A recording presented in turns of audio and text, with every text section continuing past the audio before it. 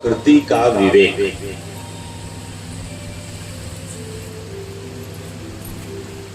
सामान्य कथा के रूप में हम किसी पात्र विशेष की कथा श्रवण करते हैं, ठीक है, हमें रुचिकर लगता है, लेकिन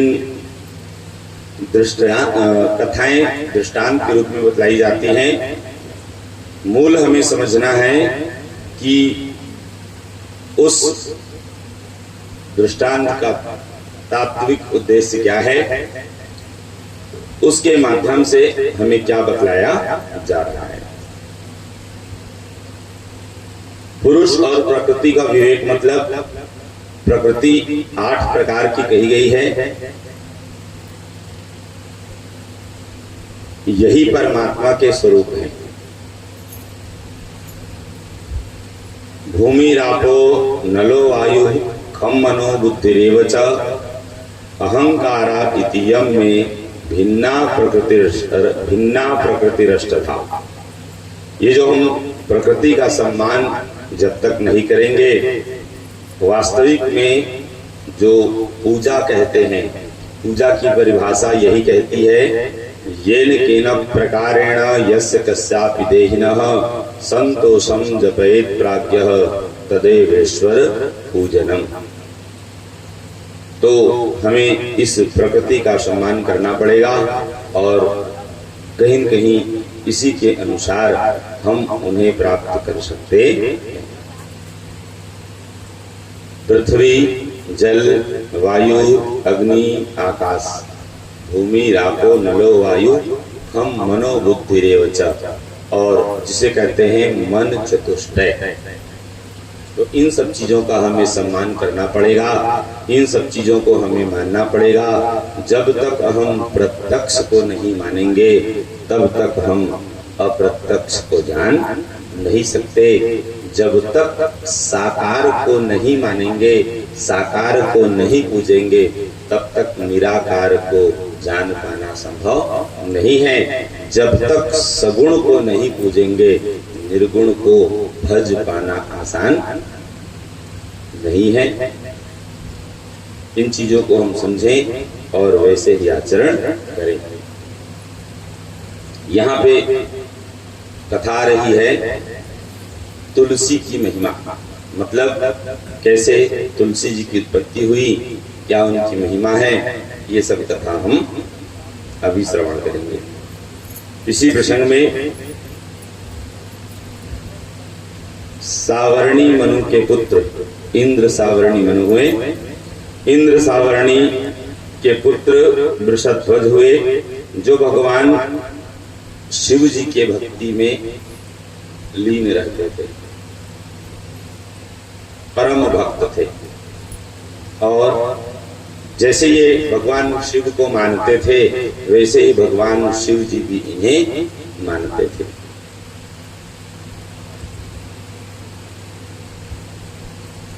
तीन प्रकार के भक्त होते हैं।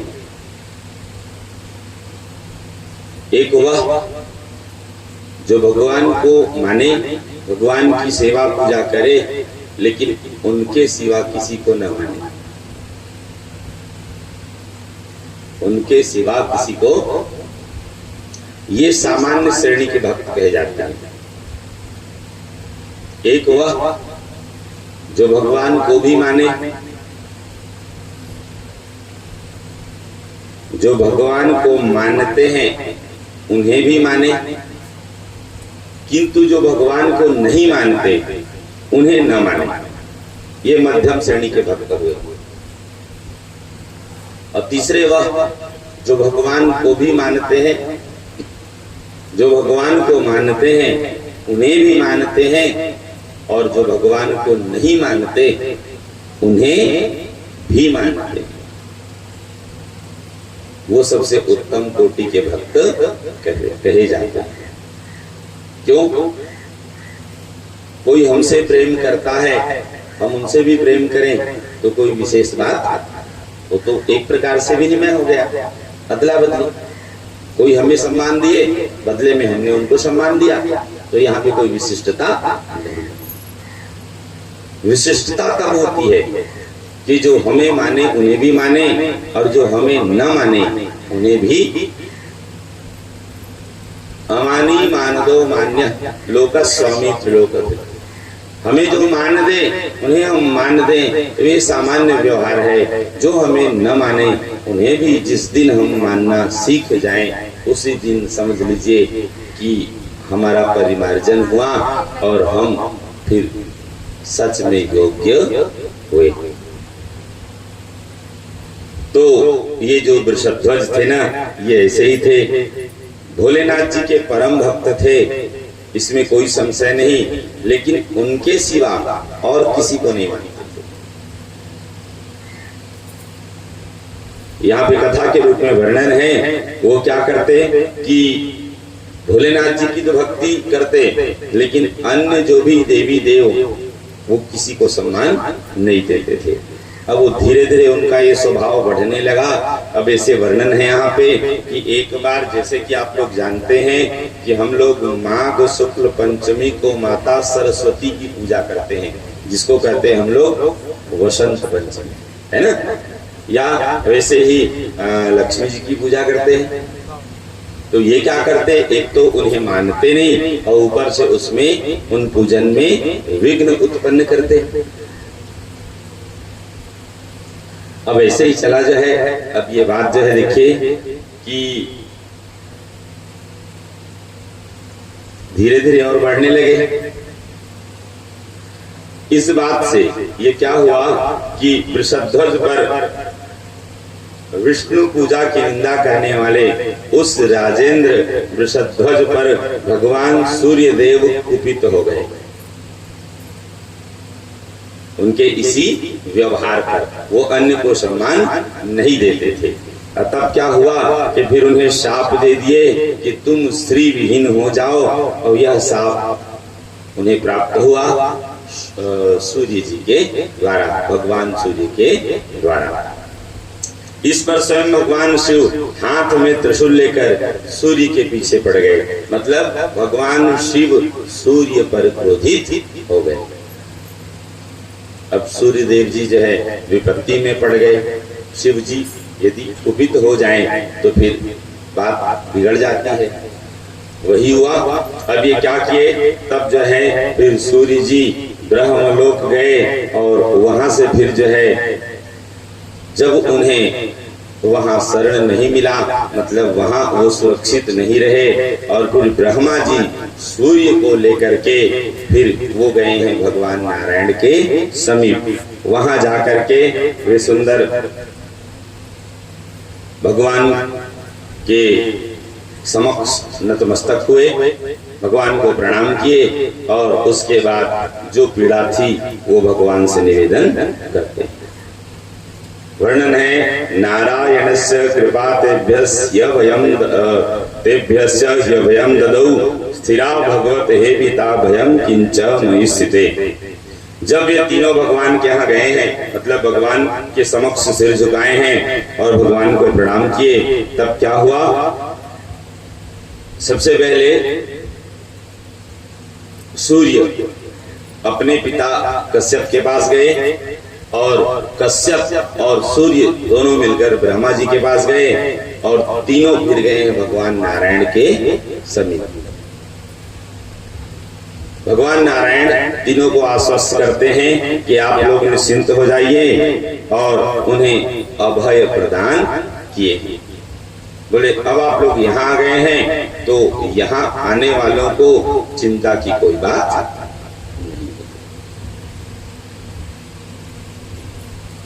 वही हुआ। अब उसके बाद फिर जो है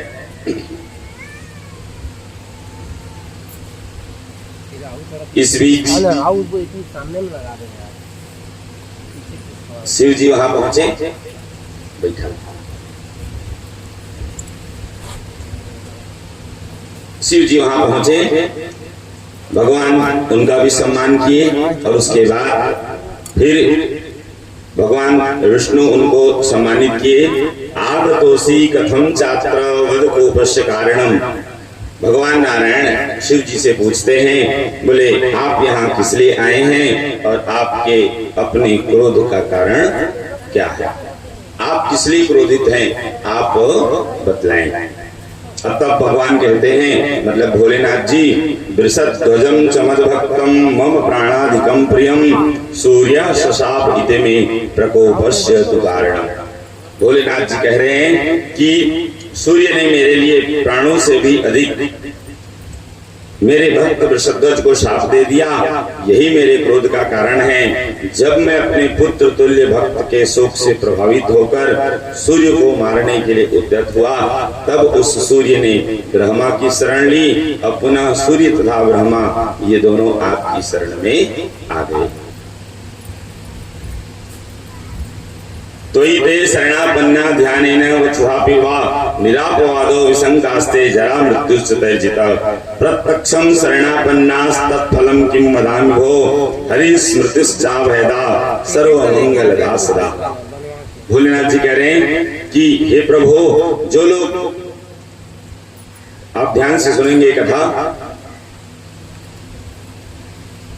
सूर्य के ऊपर भोलेनाथ जी कुपित हुए और इतने कुपित हुए कि हाथ में त्रिशूल लेकर के भगवान सूर्य को मारने के लिए दौड़े।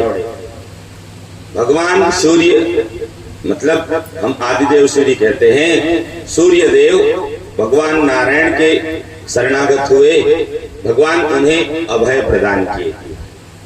उसके बाद भोलेनाथ जी वहां पहुंचे हैं और भोलेनाथ जी फिर क्या कह रहे हैं, इन्हें समझें। इसीलिए देखिए, मैं बार बार कहता हूं, बहुत कथा सुनने की आवश्यकता।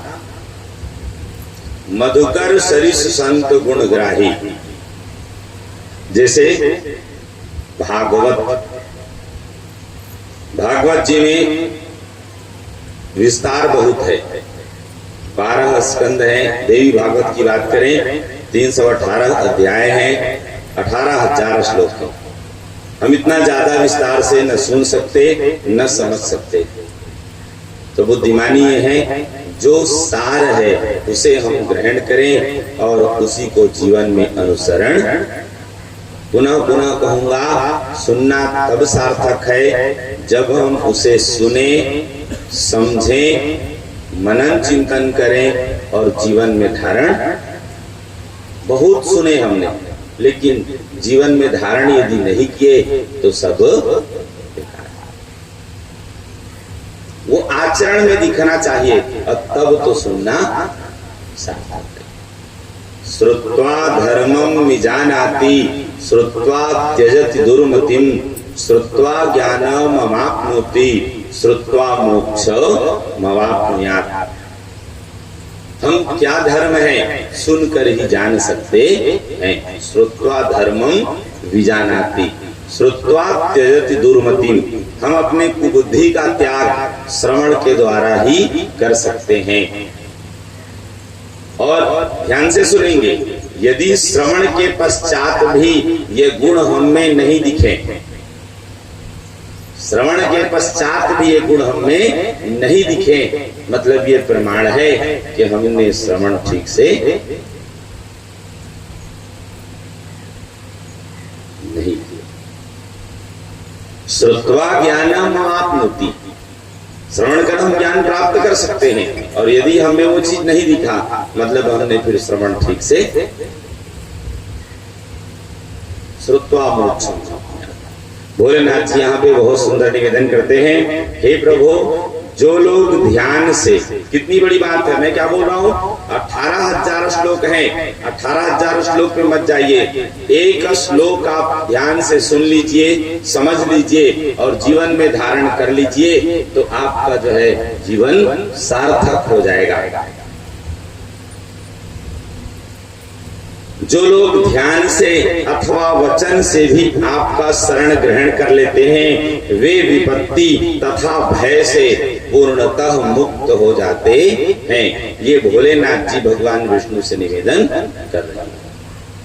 इस एक श्लोक को यदि हम समझ लें, भोलेनाथ जी कह रहे हैं तो सामान्य बात, एक बार कोई सामान्य व्यक्ति कहे तो आम बात हो सकती है, लेकिन स्वयं भोलेनाथ जी ऐसा कह रहे हैं कि जो, हे प्रभु, जो लिखा हुआ है ध्यान से अथवा वचन से, जिसको हम लोग भजन के रूप में कहते हैं ना कि अब सौंप दिया इस जीवन का सब भार तुम्हारे हाथों में, है जीत तुम्हारे हाथों में, है हार तुम्हारे।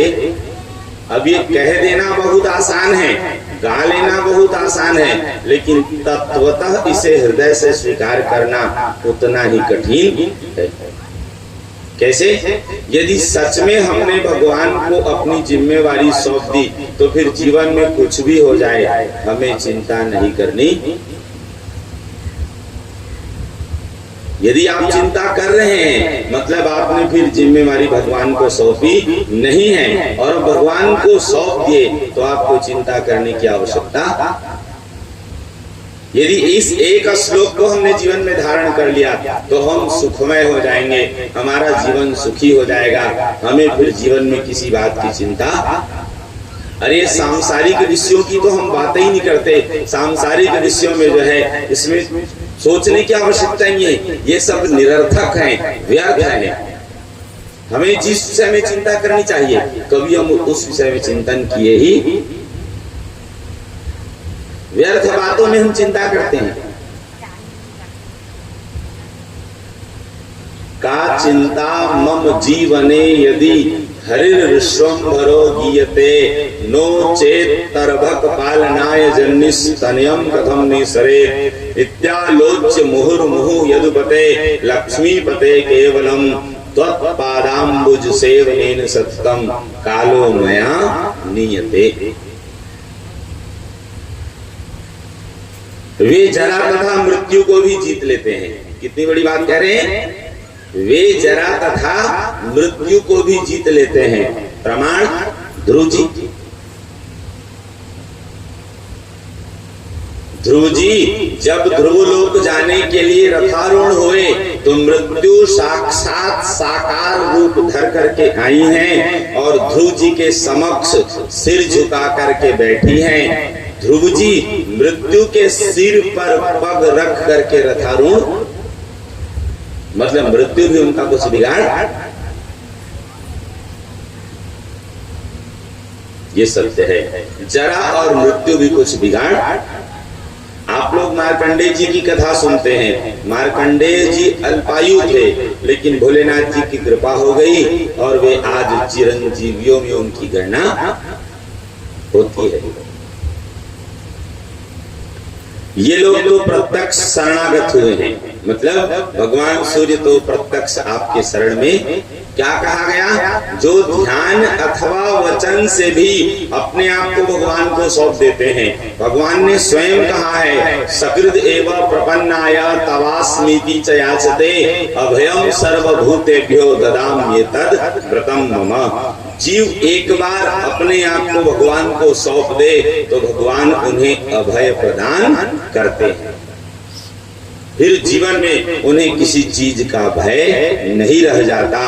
अभयम सर्वभूतेभ्यो ददाम्येतद् व्रतम मम, ये भगवान की प्रतिज्ञा है। भगवान फिर उन्हें सब जीवों से अभय कर देते हैं, उन्हें किसी से कोई भय नहीं होता।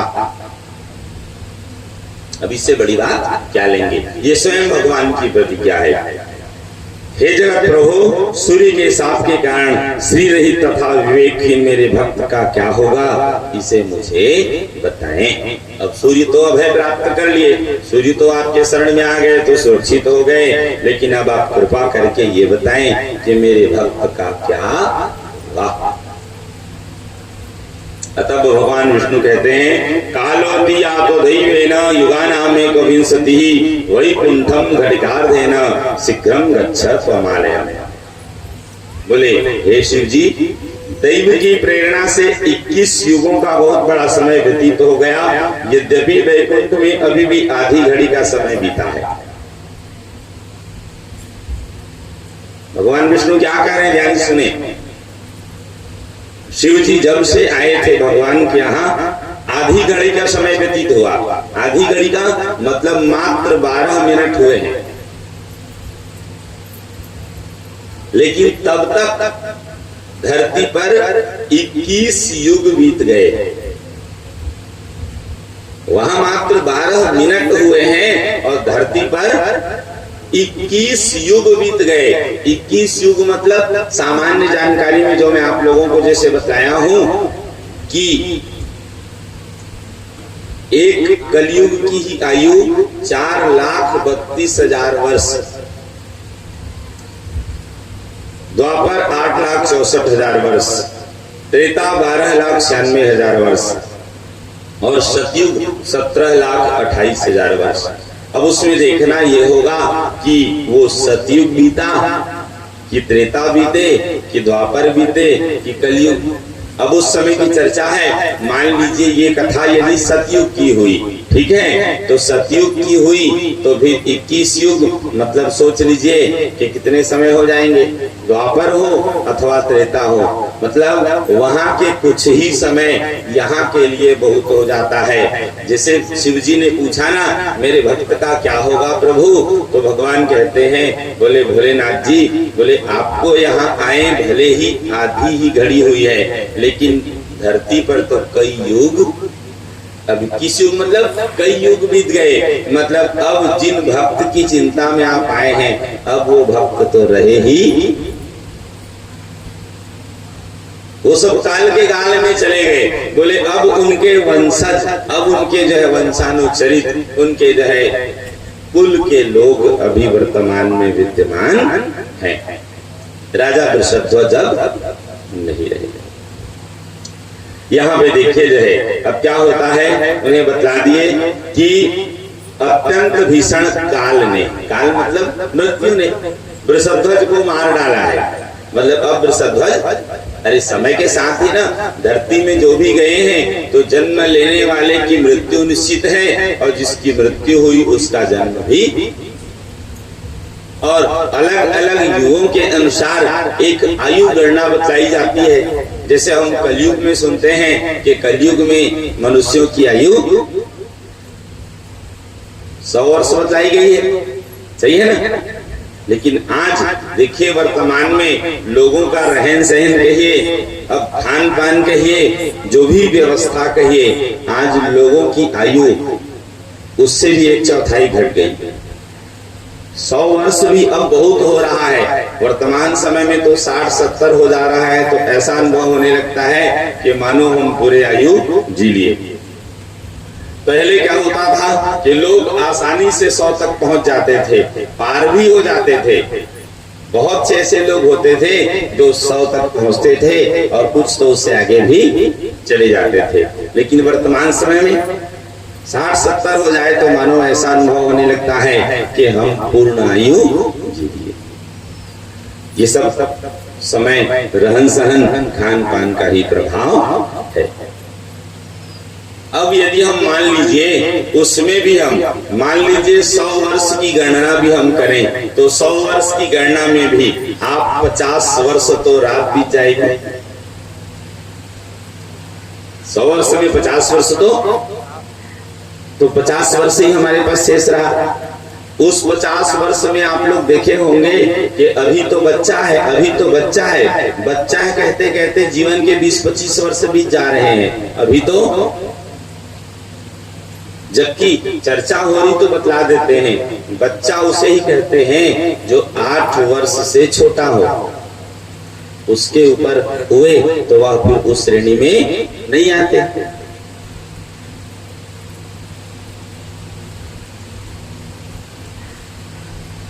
अभी तो अब ये कहा कि समाज में व्यवस्था बदली है कि विवाह का समय बहुत लेट हो रहा है। नहीं तो पहले जो है आप देखते थे समय पर सब हो जाता था, सब व्यवस्था सही रहती थी। लेकिन वर्तमान में सब भ्रष्ट हो चुका है और परिणाम सबके सामने।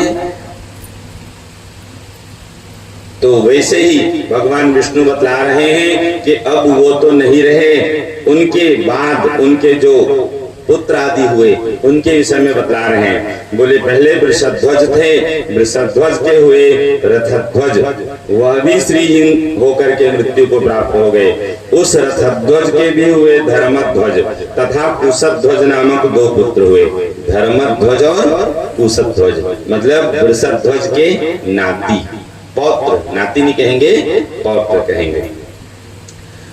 कुशध्वज नामक दो महान भाग्यशाली पुत्र उत्पन्न हुए। सूर्य के हिसाब से श्रीहीन हो गए। वे दोनों विष्णु के महान भक्त के रूप में प्रसिद्ध हैं। राज्य तथा स्त्री से भ्रष्ट वे दोनों लक्ष्मी के तप में रत हैं।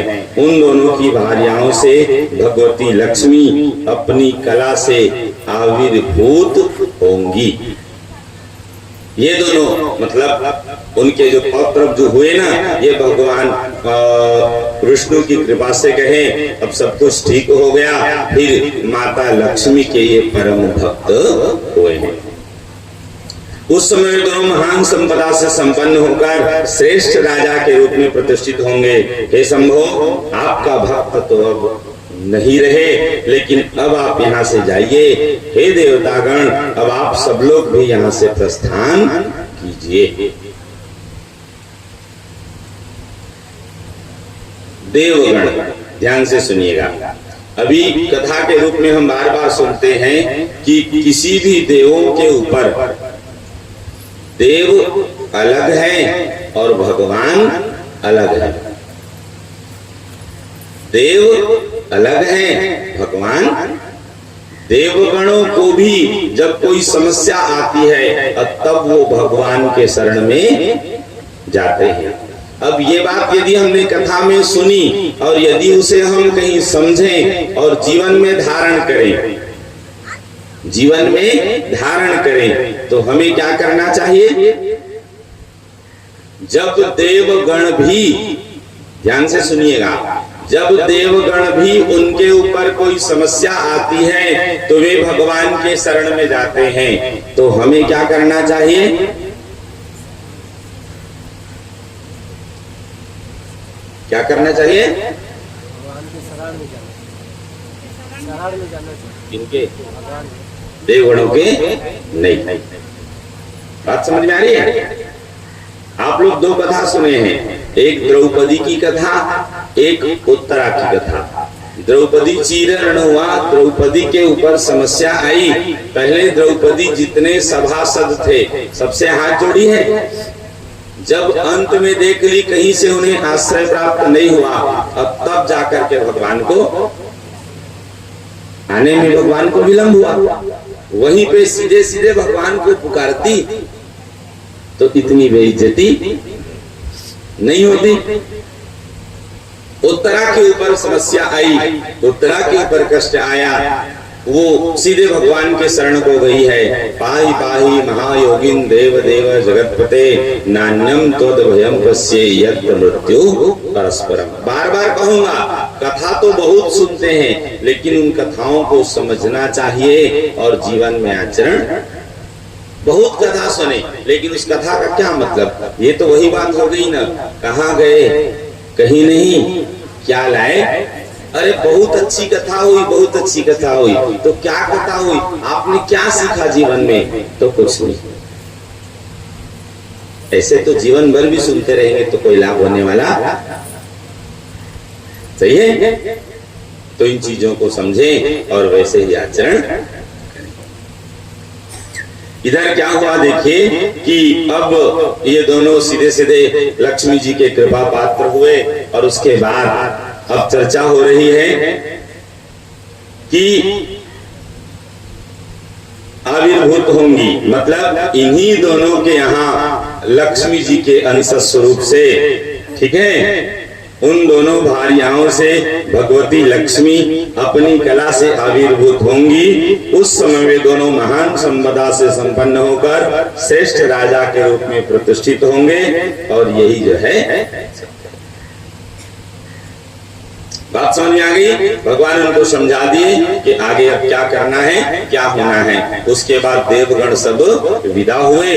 हे नारद, ऐसा कहकर वे भगवान श्री हरि सभा से उठकर लक्ष्मी के साथ पुनः अंतःपुर में चले गए। तत्पश्चात परम प्रसन्नता से युक्त देवगण भी परम आनंद का अनुभव करते हुए अपने अपने आश्रम के लिए प्रस्थित हो गए।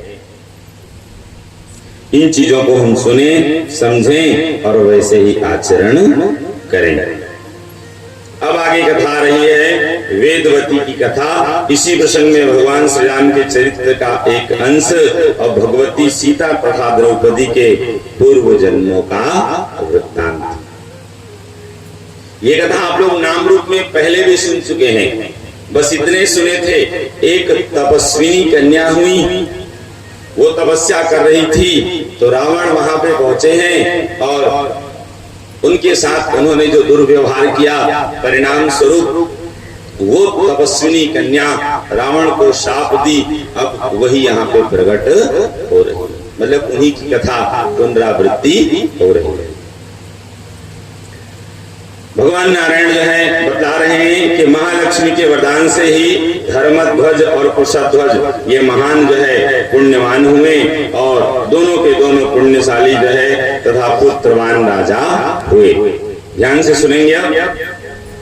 कुशध्वज की मालावती नामक साध्वी भार्या थी। उस देवी ने दीर्घ काल बीतने पर यथा समय लक्ष्मी के अंश से संपन्न एक साध्वी कन्या को जन्म दिया। एक साध्वी कन्या को जन्म दिया। वो कन्या, अब देखिए उनके लिए साध्वी शब्द का प्रयोग हुआ है।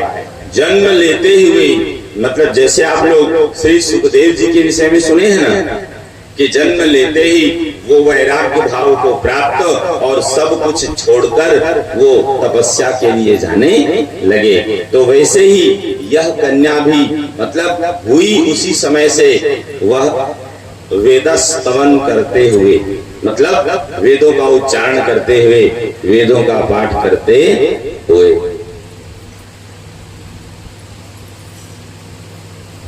वेदों का पाठ करते हुए।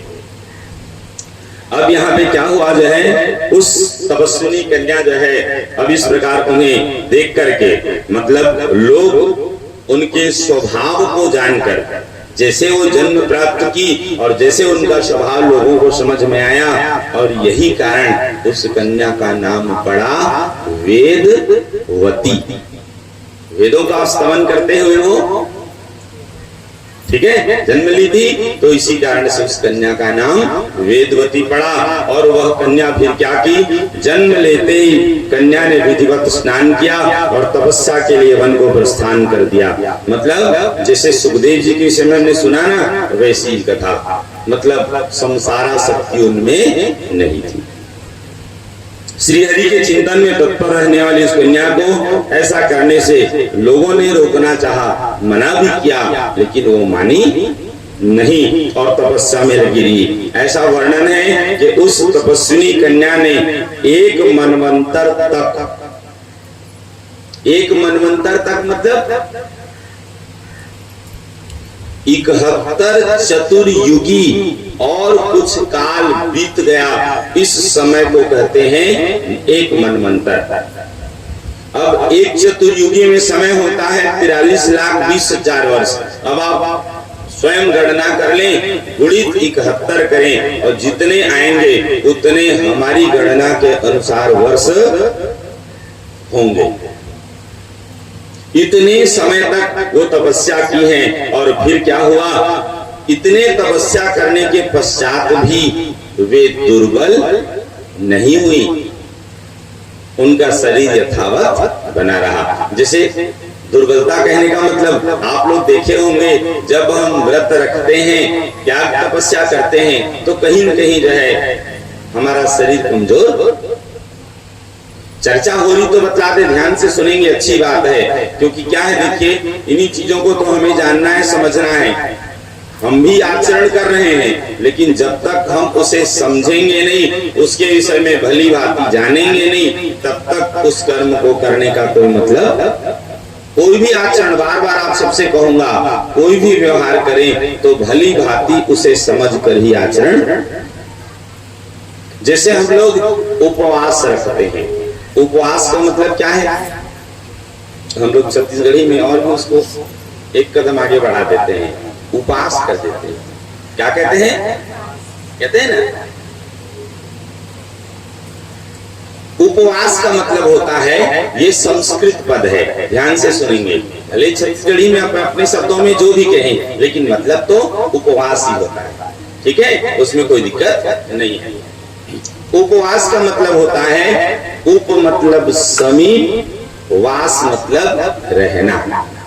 आप जिन देवी या देव के नाम से उपवास रखते हैं, मतलब भोलेनाथ जी के नाम से रखें, विष्णु जी के नाम से रखें, अन्य जिनके भी नाम से रखें, तो क्या होता है, उपवास का मतलब यही होता है कि मन को उनके चरणों में लगा देना, मतलब फिर उसके सिवा और कुछ नहीं होना, ये सच्चा उपवास है, इसे उपवास कहते हैं। मन को उनके चरणों में लगा देना, ये पहला। दूसरा जिसे हम लोग कहते हैं व्रत। अब इसमें सब लोग आएंगे, उपवास सब लोग नहीं कर सकते, ये तय है, उपवास सबके बस की बात नहीं है। व्रत रखते हैं, व्रत का मतलब क्या है, व्रत मतलब होता है कि हम एक नियम, आप जिस व्रत को रखते हैं, सबसे पहले बार बार कहूंगा, उस व्रत के विषय में भली भांति पहले जानकारी लीजिए कि उस व्रत की विधि क्या है। जैसे आप लोग श्री सत्यनारायण व्रत की कथा सुनते हैं, लोग उसे मजाक बना लिए हैं, मजाक में लेते हैं। याद रहे, श्री सत्यनारायण व्रत की कथा है बहुत छोटे से उपाय जिसको कोई भी कर सकते हैं, लेकिन उसकी विधिवत आचरण करें तो आपके जीवन की, मैं कहता हूं, बहुत सी समस्याएं उससे हल हो जाएंगी। प्रभु कृपा हुआ तो कुछ भी हो सकता है, बस आवश्यकता इसी बात की है, व्रतम सम्यक विधानतः। ये बात याद कर लीजिए, जीवन में कोई भी व्रत आप कर रहे हैं, विधिवत नहीं करेंगे तो आपको उसका लाभ नहीं हो पाएगा। व्रतम सम्यक विधानतः। कोई भी व्रत रखें, आप भली भांति उसके विषय में जाने। अभी एक उदाहरण के लिए, प्रायः हम लोग देखा ताकी करते हैं, एक दूसरे को देखा ताकी ही करते हैं।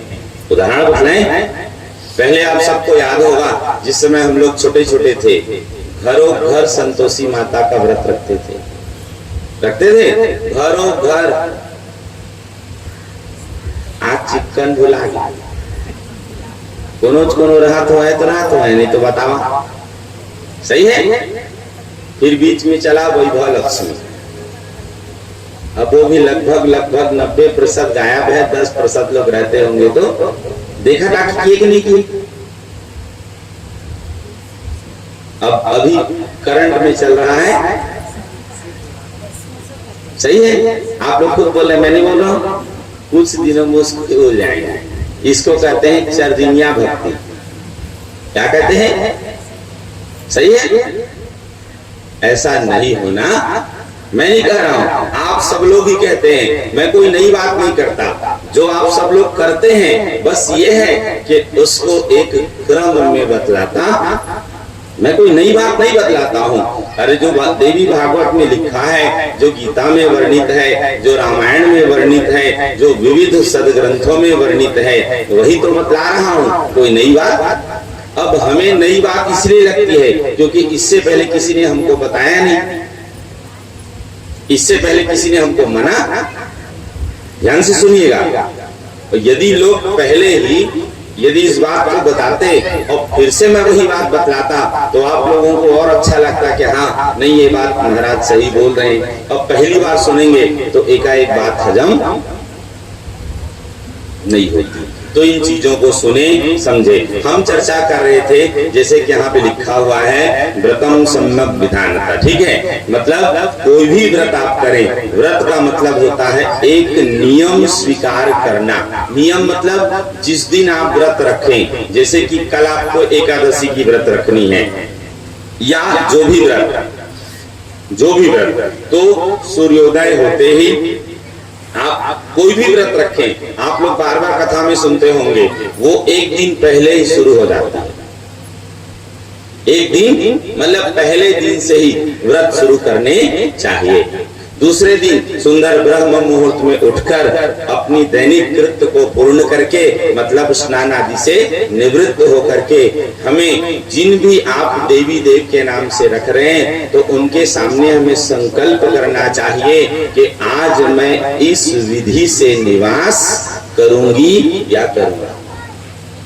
इस विधि से कहने का मतलब क्या हुआ कि आज मैं भोजन नहीं करूंगा या आज मैं इस विधि से निवास, आप जिस भी विधि से करें ये होना। और उसके बाद आपने जो संकल्प सुबह किए तो दिन भर उसे मानना चाहिए, मतलब अगले सूर्योदय तक। कब तक मानना है? नोट कर लीजिए, आज के सूर्योदय से शुरू किए और कल के सूर्योदय तक उसे मानना।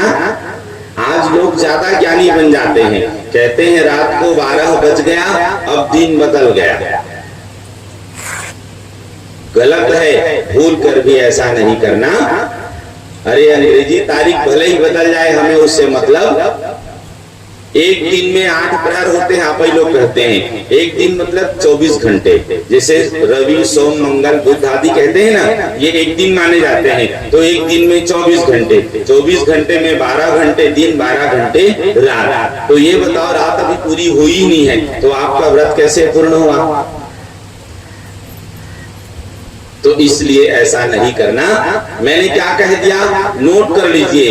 कोई भी व्रत आप रखते हैं जिस दिन आप शुरू करें, इसीलिए 24 घंटे कहते कंपलसरी है। 24 घंटे में ही आपको पूर्ण लाभ होगा, अन्यथा नहीं।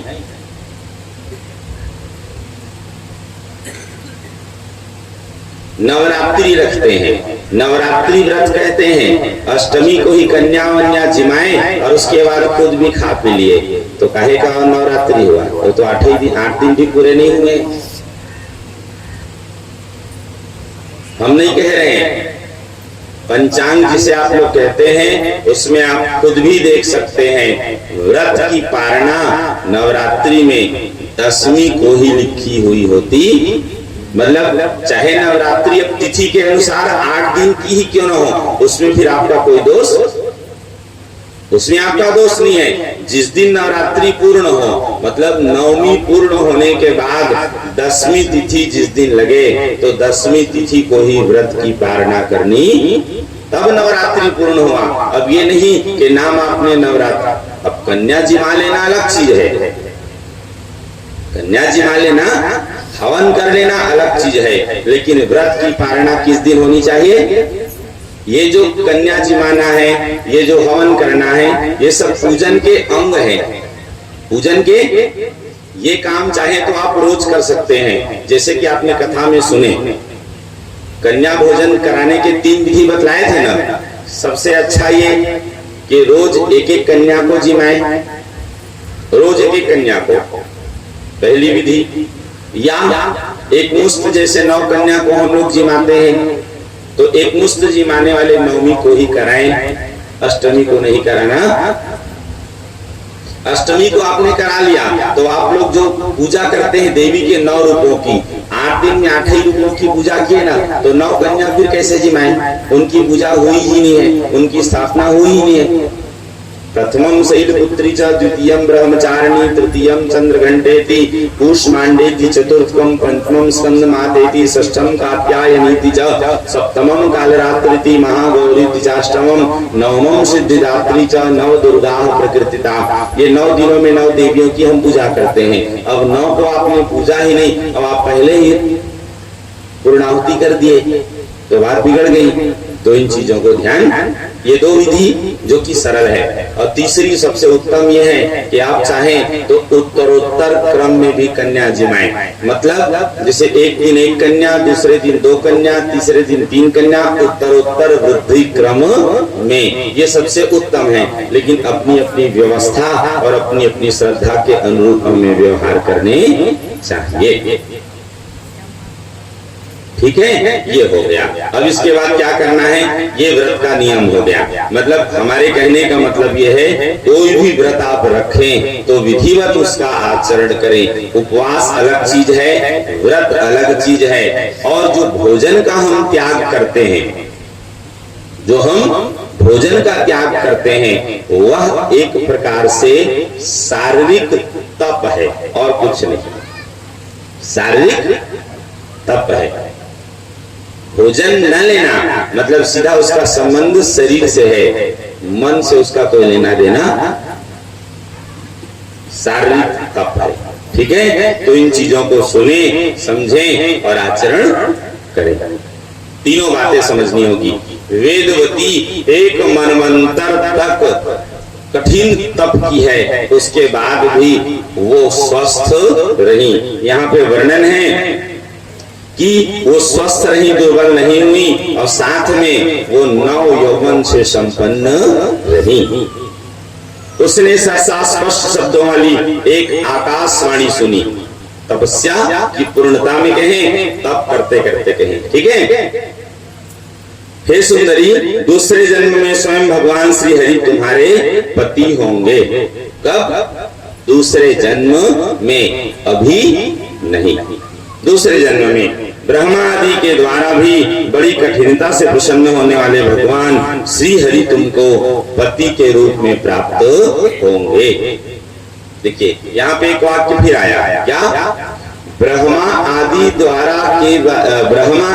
के द्वारा भी कठिनता से प्रसन्न होने वाले, मतलब भगवान आसानी से प्रसन्न, ये भगवान की विशेषता है। भगवान आसानी से किसी को स्वीकार, देखेंगे प्रमाण है, मनुष्याणाम सहस्रेषु कश्चिद यतति सिद्धये यततामपि सिद्धानाम कश्चिन माम वेत्ति तत्वतः। भगवान ने कहा है, हजारों में कोई एक उन्हें जानने की कोशिश करता है। अभी यहाँ की जनसंख्या कितनी होगी?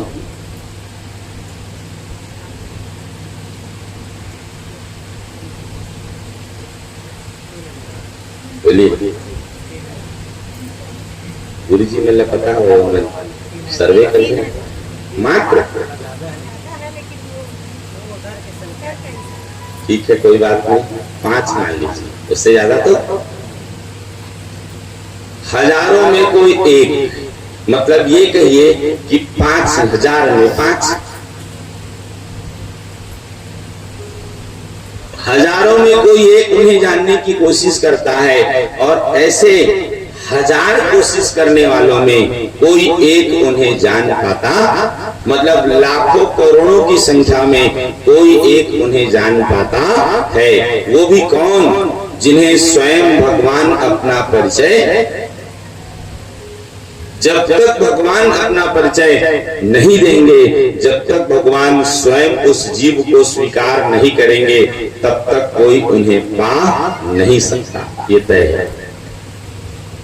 रामचरितमानस की चौपाई कहती है ना कि सोई जानई जेहुदेई जनाई, जानत तुम्हि होई जाई। सोई जानई मतलब वही उन्हें जान पाते हैं जिन्हें भगवान स्वयं अपना परिचय, सोई जानई जेहुदेई जनाई, जानत तुम्हि होई जाई। ये सत्य है। तो इन बातों को हम समझें और कुछ तो हम ऐसा करें कि जिससे भगवान हमें अपनी ओर बुला लें, भगवान हमें स्वीकार कर लें। हमें आचरण ऐसे करने होंगे। बार बार बोलूंगा, जीवन में जब तक सुधार नहीं करेंगे तब तक संभव। ठीक है। इसके बाद यह आकाशवाणी सुनकर वो कन्या अत्यंत प्रसन्न हो गई और गंधमादन पर्वत पर निर्जन स्थान में पुनः तपस्या करने लगी। मतलब एक मनवंतर तपस्या करने के बाद भी वह तपस्या से मुक्त नहीं हुई और तपस्या में ही लगी रही। वह दीर्घ काल तक तपस्या करती हुई निश्चिंत होकर रहती है। एक बार उसने अपने समक्ष उपस्थित भीट रावण को देखा। वो जो कथा में बताया ना कि पूर्व में जो आप लोग सुने उसकी पुनरावृत्ति हो रही है। ये वही थी जो वहां पे नाम मात्र में मतलब नाम रूप में आप लोग सुने थे, उसी कथा का यहाँ पे विस्तार हो रहा है। उसे देखकर वेदवती ने अतिथि भक्ति से युक्त होकर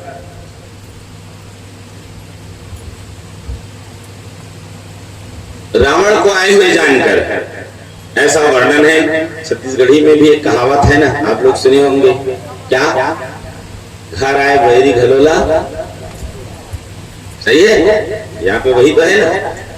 देखिए जो बातें मतलब जो संस्कार है, जो सदाचार है, वो हमेशा एक जैसे ही रहे, कहीं भी हो वो बदलाव, भाषा कोई भी हो, लेकिन जो सार है, जो उसका भाव है, अब मैं संस्कृत में कह रहा हूं तो भी उसका मन वही मतलब होगा, हिंदी में कहूं तो भी उसका वही मतलब, और छत्तीसगढ़ी में कहूं तो भी वही मतलब।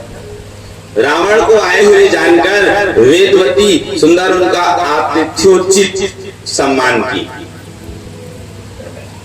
आतिथ्योचित सम्मान की। उसके बाद क्या हुआ, फिर उन्हें जो सम्मान करने के बाद रावण वहीं पास में बैठ गया और यह प्रश्न करने लगा कि हे कल्याणी तुम कौन हो। उनसे जो है परिचय पूछने लगे और साथ साथ में जैसे कि पूर्व कथा में आपने सुना है कि रावण अब धीरे धीरे जो है उन्हें जो है ये कहें कि उनसे दुष्चेष्टा करने लगे, उन्हें पाने के लिए प्रयत्नशील हो गए। और तब जो है यह देखकर वह वेदवती तपस्विनी कन्या क्रोधित हो गई और यहाँ पे वर्णन है कि उन्होंने रावण को अपने तपोबल से स्तंभित कर दी और वह हाथों तथा पैरों से निश्चेष्ट हो गया और कुछ भी बोल सकने में समर्थ नहीं हुआ। अब ध्यान से सुनेंगे, सामान्य कथा में हम लोग यही सुनते हैं कि रावण सीता का हरण किए कर लिए। अब ये कथा आप लोग सुनेंगे आपको समझ में आएगी, इसीलिए कहते हैं कि कम सुने लेकिन सही सुने और उसको समझें। वो तपस्विनी कन्या अपने तपोबल के प्रभाव से, रावण भी कम नहीं था, पहुंचे हुए थे। अरे जिनके यहाँ नवग्रह पानी भरते थे, देवगण जिनके यहाँ हाथ जोड़ करके खड़े रहते थे, मतलब रावण भी सामान्य, लेकिन वो तपस्विनी कन्या रावण को अपने तपोबल से स्तंभित कर दी और वो मानव निश्चेष्ट की भांति अब पड़ा हुआ। लेकिन शरीर अब काम नहीं कर रहा है, स्तंभित कर दिए, लेकिन बुद्धि और मन तो सक्रिय है। वो मन से फिर जो है उनका निवेदन किए, मतलब ध्यान किए, प्रार्थना किए, ये कहें कि क्षमा मांगे और तब पुनः जो है वह प्रसन्न हुई। और उसके बाद फिर जो है प्रसन्न होने के बाद अब पहले तो जो गलती किए फलस्वरूप उनको साफ हुआ,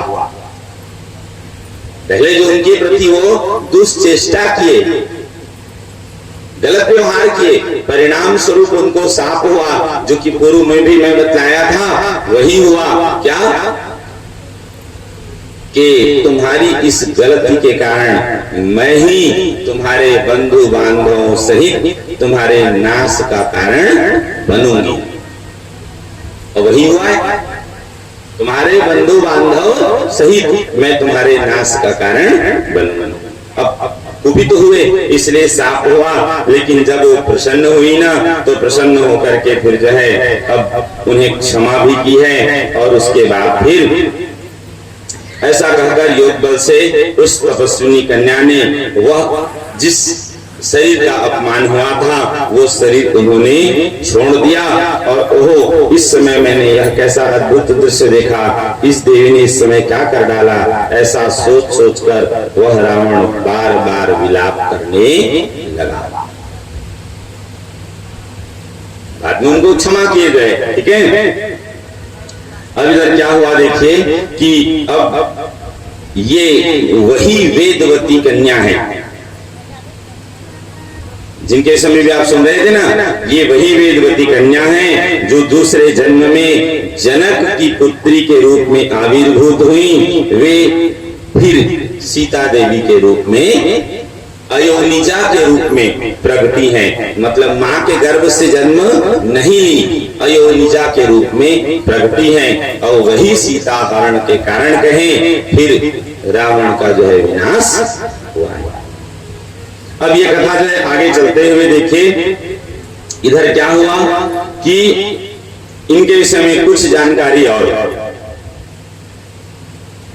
जिस समय हम लोग सीताहरण मतलब जिसे हम लोग सीताहरण मानते हैं, उस समय भगवान वनवास कर रहे थे और भगवान जो है लीला कर रहे थे। जब भगवान लीला कर रहे थे तो उस समय अग्निदेव एक ब्राह्मण के रूप में उनके समीप आए हैं। देखिए ये कथा आप शायद रामचरितमानस में नहीं सुनते होंगे, लेकिन देवी भागवत में इसका वर्णन है। अग्निदेव ब्राह्मण का रूप बना करके भगवान राम के पास आए हैं और भगवान से निवेदन किए हैं, बोले हे श्री राम सुनिए, यह जो काल आपके समक्ष उपस्थित है वह सीता हरण के समय के रूप में ही आया हुआ है। मतलब वर्तमान समय जो उपस्थित हो रहा है, मतलब आपका निकट भविष्य, आपका निकट भविष्य इस समय सीता हरण की जो है स्थिति बनी हुई है। दैव का प्रतिकार अत्यंत कठिन है, मतलब उसे बदला इसी को कहते हैं, चाहे लाख करो चतुराई कर्म का लेख मिटे नरे भाई, भावी को बदला नहीं जा सकता। इसलिए अग्निदेव क्या किए, उस दैव से बढ़कर बलवान अन्य कोई नहीं, अतः आप इस समय जगत जननी सीता को मुझ में स्थापित करके, अग्निदेव क्या बोल रहे हैं, जगत जननी सीता को मुझ में स्थापित करके छायामयी सीता को अपने साथ रख लीजिए। इनकी परीक्षा का समय आने पर मैं पुनः सीता को पुनः आपको सौंप दूंगा। उसी को आप लोग अग्नि परीक्षा के रूप में जानते हैं। मतलब जब लंका से वो लौटे हैं, ये कहें इन सबका उद्देश्य सिर्फ ये था कि उस वेदवती का मतलब तपस्विनी कन्या का साप फलीभूत होना। अब ये कथा प्रमाण है कि रावण उस समय उस तपस्विनी कन्या को प्रभावित नहीं कर सके, खुद ही स्तंभित हो गए, खुद ही प्रभावित हो गए। तो इस बात से समझ जाएंगे कि फिर अब खुद बताएं कि फिर वो असली सीता का हरण कैसे कर पाते, संभव नहीं है। वही हुआ। अब देखिए छाया सीता फिर जो है हर करके कहां गई है, लंका को, लंका में निवास किए और उसके बाद वहां से जब फिर लौटी है तो वही जो अग्नि परीक्षा के रूप में हुआ, वो अग्नि परीक्षा नहीं, वास्तविक में अग्निदेव जो माता सीता को अपने आप में अपने भीतर कहिए जो निवास प्रदान किए थे, वो असली सीता को भगवान राम को लौटाए हैं और छाया सीता जो है उन्हें वापिस जैसे वहां से ठीक है भेंट किए थे वो फिर वो वापिस हो गई। इस प्रकार जो है ये अग्निदेव सुंदर भगवान से निवेदन किए। इधर क्या हुआ देखिए कि जिस समय अब इस गुप्त रहस्य को प्रकट करने का जो है निषेध करके माया सीता को साथ लेकर चल पड़े। इस बात को यहाँ तक कहा कहें कि लक्ष्मण जी भी नहीं जानते, मतलब भगवान राम, सीता और अग्निदेव ये तीन ही इस बात को जानते थे, इनके सिवा किसी ने इस बात को मतलब ये निश्चित हुआ कि जो है माता सीता का असली सीता का हरण नहीं हुआ। इस भी श्री राम ने स्वर्ण मृग देखा। अब उसके बाद जो आप लोग कथा सुनते हैं कि मारीच का स्वर्ण मृग बन करके आना, माता सीता का उन्हें पाने के लिए फिर लालायित होना, भगवान का जो है लक्ष्मण जी को वहां पे उनकी रक्षा के लिए उन्हें निवेदन करके मतलब रुक वहां पे रख करके स्वयं अपनी माया मृग के पीछे जाना। और फिर क्या था, इधर जो है कुछ ऐसा व्यवहार माता सीता के द्वारा हुआ कि लक्ष्मण को भी वहां से जाना। ये सब केवल भगवान की लीला है, भगवान की माया है, ये घटना सत्य। अब इसके बाद फिर जो है वही हुआ है। जब ये आप लोग अब सुने इस प्रकार, फिर वही जो कुशध्वज की जो कन्या थी त्रेता युग में जनक कन्या कल्याण में वेदवती, त्रेता युग में इसमें अलग अलग हुआ देखे, कुशध्वज की वही कन्या कल्याण में वेदवती त्रेता युग में जनक की पुत्री सीता हुई और वही श्री राम की पत्नी बनी है। तो तीन रूप में प्रकटी है, एक जो वेदवती थी फिर सीता बनी और उसके बाद फिर जो है वही अगले जन्म में द्रौपदी बनी। जब वो भगवान से वो वर मांगी है लौटने के बाद कि मुझे पति प्रदान करें, मुझे पति प्रदान करके 5 बार उन्होंने ऐसा निवेदन किया, तो फलस्वरूप फिर उन्होंने 5 बार ऐसा वर मांगा कि मुझे पति प्रदान करें, मुझे पति प्रदान करें, और परिणाम स्वरूप फिर वही कन्या जब द्रौपदी के रूप में जो है प्रकट हुई हैं, तो उन्हें फिर पांडवों के रूप में 5 पतियों की प्राप्ति, ये वही छाया सीता थी कहें जो उस समय भगवान से निवेदन की थी और उन्हें इस प्रकार जो है हुआ। अब इस तरह जो है ये कथा यहीं पे संक्षिप्त में है कि भगवान राम फिर वहां से जो है अयोध्या लौटे और उसके बाद फिर उनका सुंदर राज्याभिषेक हुआ। आगे की कथा आप लोग सुने हैं। भगवान श्री राम 11,000 वर्ष अयोध्या में निवास किए। कितने? 11,000 वर्ष अयोध्या में खरा पर कहीं है ना। 11,000 वर्ष केवल अयोध्या में नहीं, पूरे मतलब धरती पर 11,000, ये त्रेता युग की बात है। वहीं आप बात करें द्वापर युग की, जब भगवान पूर्ण ब्रह्म श्री कृष्ण के रूप में आए, परात्पर ब्रह्म परिपूर्णतम ब्रह्म, तो भगवान मात्र 125 वर्ष इस धराधाम पर निवास किए हैं। दोनों का उद्देश्य एक था कि जब जब होई धर्म की हानि, बाढ़ई असुर अधम अभिमानी, तब तब धरी प्रभु विविध शरीरा, हरई कृपा निधि सज्जन हीरा। भगवान राम ने भी वही कहा था, निश्चरहीन करो मही, भुज उठाई प्रण कीन। और यदा यदा हि धर्मस्य ग्लानिर्भवति भारत, अभ्युत्थानम धर्मस्य तदात्मानं सृजाम्यहम्। अब वही भगवान श्री कृष्ण ने भी किया। ये बात अलग है कि भगवान श्री कृष्ण जल्दी अपने काम निपटा लिए। कहा 11,000 वर्ष और कहा मात्र 125 वर्ष। उस 125 वर्ष में भी 11 वर्ष भगवान गोकुल और वृंदावन में निवास किए हैं। तब तक उन्होंने हथियार धारण, अस्त्र शस्त्र धारण नहीं किए, जब तक बाल्यावस्था में थे।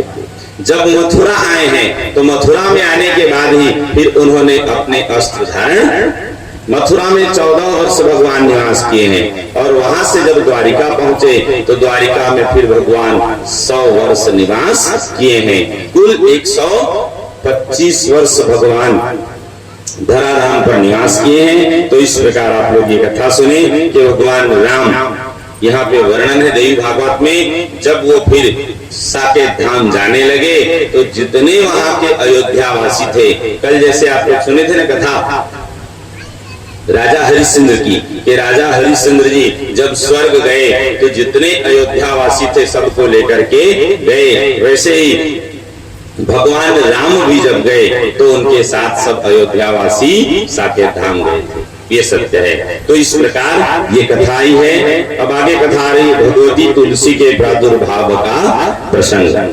राजा धर्मध्वज की पत्नी माधवी नाम से प्रसिद्ध थी। वह राजा के साथ गंधमादन पर्वत पर एक सुरम्य उपवन में निवास करती थी और बहुत काल तक वहां निवास की है। उसी बीच उन्होंने गर्भ धारण किए और उस गर्भ को यहाँ पे वर्णन है 100 वर्षों तक उस गर्भ को धारण की रखी। बाद में वह जब कन्या प्रकट हुई, एक मनोहर कन्या को जन्म दी। वो साक्षात लक्ष्मी की अंश स्वरूपा थी। लक्ष्मी की ही जो है याद रहे। अब चर्चा हो रही तो फिर से आपको बताएं, ईश्वर अंश जीव अविनाशी, चेतन अमल सहज सुख राशि।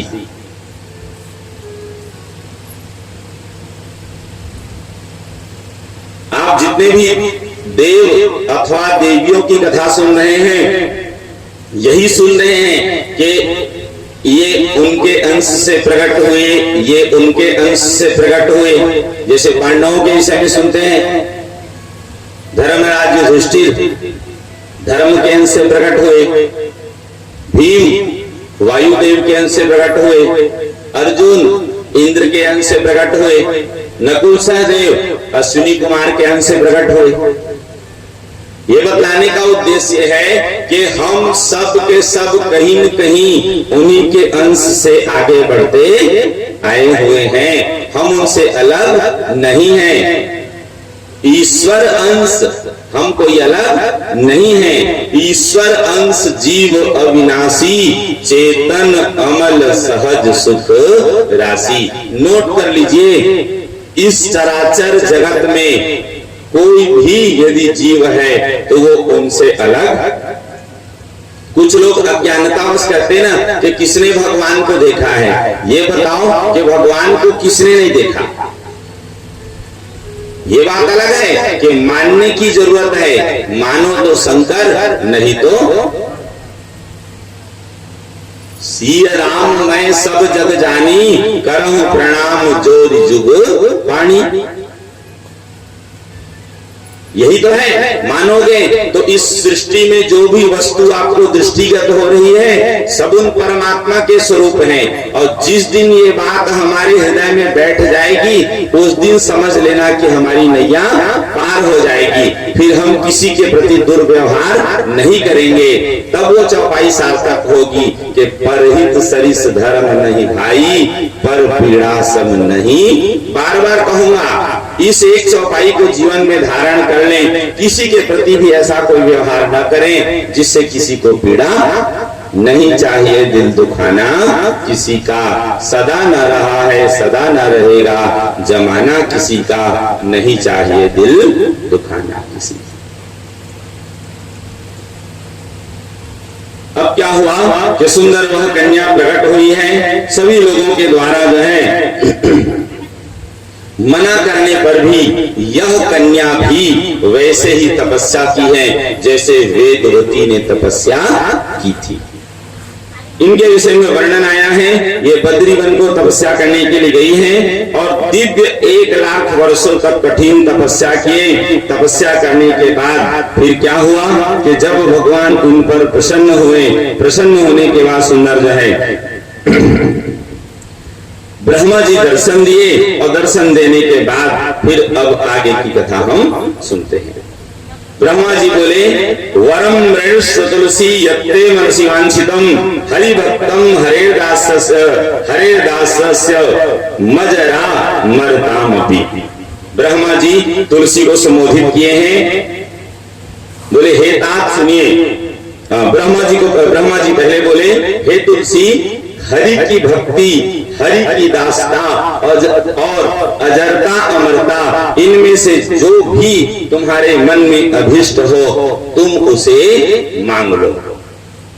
वह कन्या तपस्या की है, उसके फल स्वरूप ब्रह्मा जी उन्हें बोल रहे हैं कि तुम जो भी चाहो तुम मुझे। लेकिन वहां पे उन्होंने क्या कहा? सबसे पहले हरि की भक्ति, हरि की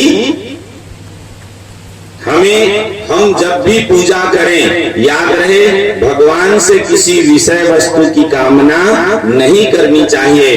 तो भाई हमें भगवान से क्या मांगनी है?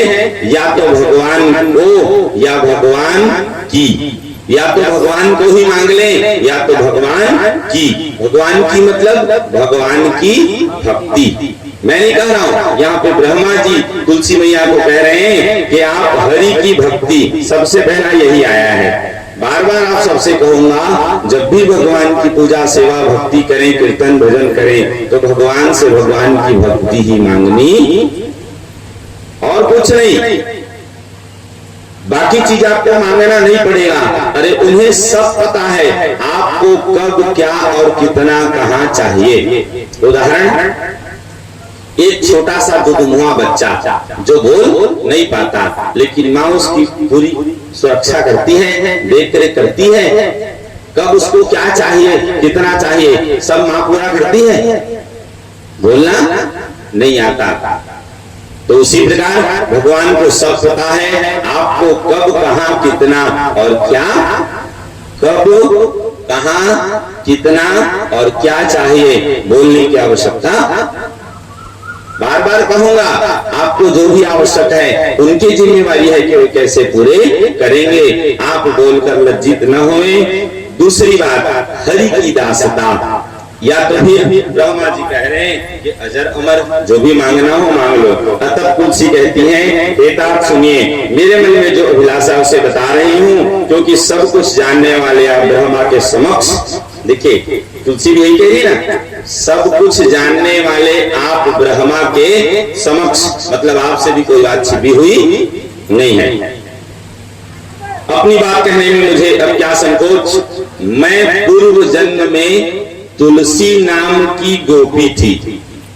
बहुत सुंदर प्रसंग आ रहा है, ध्यान से सुनते जाएंगे। अब यहीं से हम लोग आगे विविध देवियों की उत्पत्ति की कथा सुनेंगे कि किनकी उत्पत्ति कैसे हुई, कैसे वो भगवान की भक्ति की और कैसे उन्हें भगवत प्राप्ति हुई। ये कथा हम लोग सुनेंगे, क्योंकि देवी भागवत में देवियों की कथा विशेष है, देवताओं की भी कथा ही है, लेकिन संक्षिप्त में, उदाहरण स्वरूप, स्पष्ट रूप से वर्णन नहीं है, क्योंकि ये भगवान के देवी रूप की ही कथा है।